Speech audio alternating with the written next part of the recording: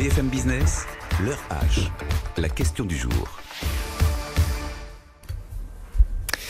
Traditionnelle cérémonie du 14 juillet avec cette année un hommage appuyé au personnel soignant. C'était le souhait du chef de l'État, un hommage qui fait écho à la mobilisation populaire pendant la période de confinement. On s'en souvient, les applaudissements chaque soir à 20h et puis qui fait écho également à beaucoup d'autres initiatives, notamment celle du collectif Protège ton soignant. Céline Lazorte, bonjour. Bonjour, merci de votre invitation. Vous êtes fondatrice de Litchi et de MangoPay et vous avez participé quelques jours après le début du confinement, le 21 mars, à la création de cette cagnotte citoyenne sur Litchi pour venir en aide au personnel soignant.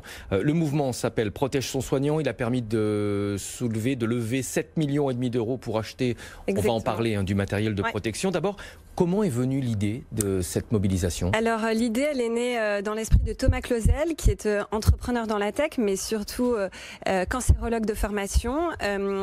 Et puis il a tout de suite vu l'ampleur de la crise arriver. Il était très sollicité par ses collègues qui étaient dans les services de réanimation. Et donc il a eu cette idée de se dire, mais peut-être on pourrait utiliser l'agilité des entrepreneurs de la tech et pas que de la tech pour collecter de l'argent, acheter du matériel médical dans des besoins urgents et le livrer à des hôpitaux ou établissements de santé. Beaucoup de personnalités ont rapidement rejoint le mouvement, directement ou indirectement, notamment Marion Cotillard, Zidane, Maître Gims, qui ont vendu des objets personnels. Exactement. Et les profits de ces ventes ont été reversés au collectif Protège ton soignant. C'est venu naturellement, cette mobilisation, ou est-ce qu'il a fallu activer des réseaux, négocier, convaincre ? Alors très honnêtement, moi c'est une expérience pour moi qui est du jamais vu. Il faut savoir donc effectivement on a commencé à une petite dizaine.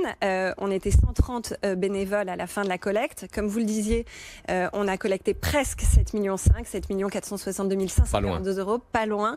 Et c'est effectivement le fruit à la fois de dons de particuliers sur la cagnotte solidaire, de dons d'entreprises et de fondations, et puis d'initiatives solidaires comme cette tombola ou une vente aux enchères. Il y a eu plus d'une centaine d'initiatives solidaires qui ont permis de collecter ces fonds. La mobilisation des entreprises, souvent les plus gros moyens ont été débloqués par les plus grosses entreprises, ça paraît logique, mais en termes de réactivité, souvent ce sont les startups qui ont réagi les premières. Pourquoi ? C'est dans leur ADN, c'est l'agilité des startups ? Je pense qu'il y a effectivement une culture entrepreneuriale de voir un problème et de vouloir tout de suite le résoudre et adresser cette difficulté ou ce problème. Mais je trouve quand même qu'on a été aussi très soutenu par les grandes entreprises. En tout cas, le collectif a été, la cagnotte financée par beaucoup de grandes entreprises qui parfois ont pris des décisions de dons de plusieurs centaines de milliers d'euros en 24-48 heures. Donc c'est quand même du jamais vu. Je crois que c'était une crise sans précédent et qu'il fallait un effort collectif sans précédent. On ne peut qu'encourager évidemment ce genre d'initiative. Néanmoins, est-ce que ça vous paraît pas un petit peu anormal ou choquant de devoir pallier certains manquements de l'État ? Ces fonds ont servi à acheter des masques, du gel hydroalcoolique. On se dit qu'a priori, c'était plutôt à l'État de le faire. Alors avec l'argent, on a acheté plus d'1 million de masques, on a acheté des échographes, des respirateurs, des pousse-seringues, vidéolaryngoscopes. Enfin, je suis devenue experte en matériel médical, mais il y avait une trentaine de personnes qui s'occupaient par exemple que du sourcing. On n'a pas pallié à l'État, on a complété des besoins. Par exemple, notre agilité, elle a permis que un hôpital à Paris, en Île-de-France ou en région, en Corse ou même à Mayotte, nous signifie un besoin urgent et qu'on y réponde parfois dans la journée, souvent la plupart du temps dans les 24 à 48 heures. Donc nous, notre force, elle était sur de petites quantités et de façon extrêmement rapide. C'est important de le préciser quand même. L'aide a été déployée sur l'ensemble du territoire et pas uniquement en région parisienne. 400 établissements de santé et effectivement, là viennent de partir 23 palettes à Mayotte.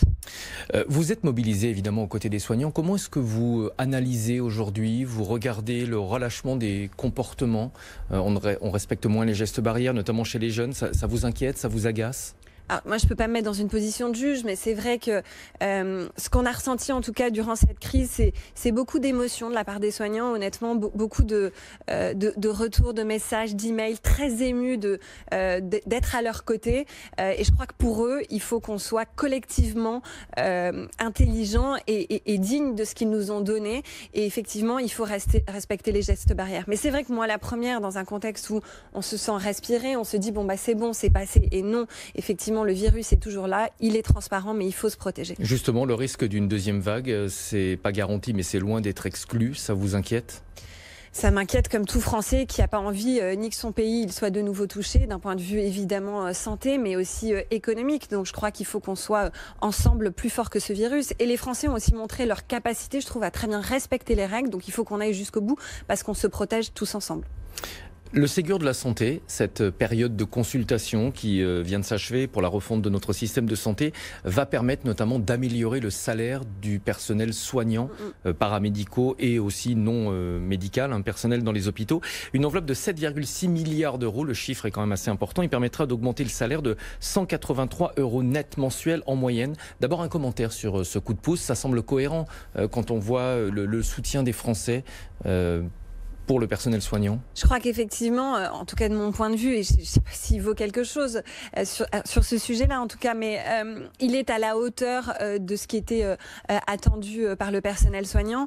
Moi, j'y suis évidemment particulièrement sensible puisque je viens d'une famille de médecins qui ont dédié leur vie à l'hôpital et au service public. C'est peut-être aussi la raison pour laquelle je me suis investie dans ce collectif. Et j'ai vu effectivement, et encore, les médecins sont dans une situation plutôt confortable, mais tout le personnel si les médecins hospitaliers ont vu leur pouvoir d'achat diminuer fortement. Il ne faut pas toujours opposer les médecins au personnel paramédical. Mais de façon collective, il fallait une rémunération à la hauteur de leurs engagements et de leurs sacrifices aussi quotidiens. Oui, alors est-ce qu'on aurait pu faire mieux? Ça, c'est l'autre question. Jean Castex parle d'un moment historique pour le système de santé, mais ce coup de pouce financier va juste permettre de rattraper le retard. Il ne faut pas oublier que la France, même si c'est l'un des pays qui consacre le plus d'argent au système de santé, c'est aussi l'un des pays de l'OCDE où les soignants étaient les moins bien payés. Bien sûr.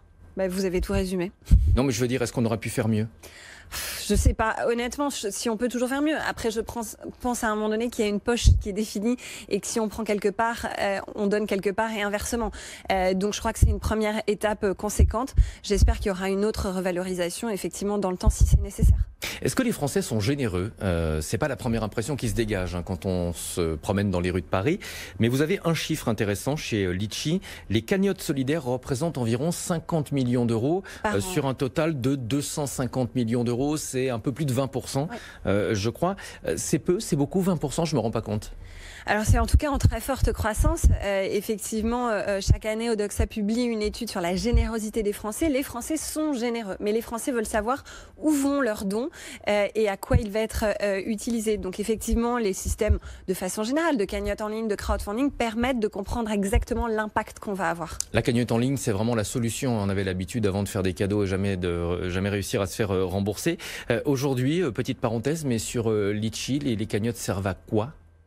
Alors sur Litchi, je crois que les cagnottes, elles servent à tout. C'est un peu le reflet de la société. Donc effectivement, là, la crise du Covid, il y a eu beaucoup de cagnottes, je crois, qui ont été liées au Covid. Ça va être des événements solidaires entre proches, avec des inconnus. C'est vraiment le reflet de la société. Avec parfois des cagnottes un petit peu embarrassantes. On l'avait vu au moment d'un boxeur qui avait frappé un policier. Il y avait une mobilisation pour le soutenir financièrement. On ne peut pas tout accepter? Je crois encore une fois qu'elles sont le reflet de la société. Avec ses excès. Avec ses excès, parfois avec ses comportements exceptionnels. Le rôle de Litchi, il est effectivement d'appliquer la loi et de ne pas se substituer à elle.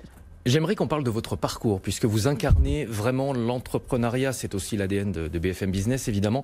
Quels conseils vous donneriez à ceux qui ont été secoués par la crise et qui aujourd'hui hésitent avant de se lancer ? Alors, il se trouve que moi, j'ai créé effectivement Litchi dans un contexte de crise. Récemment, j'étais diplômée en juin 2008 et donc c'était vraiment le pire moment pour être diplômée, mais c'était un des meilleurs moments pour entreprendre. Et donc, j'encourage tous ceux qui ont une idée derrière la tête, qui ont une envie, mais qui n'osent pas passer le pas, de se lancer parce que c'est une vie forte d'apprentissage, très palpitante et donc qui peut aussi permettre de créer son emploi et créer les emplois des autres. Et ça, c'est quand même un très grand enrichissement, je crois.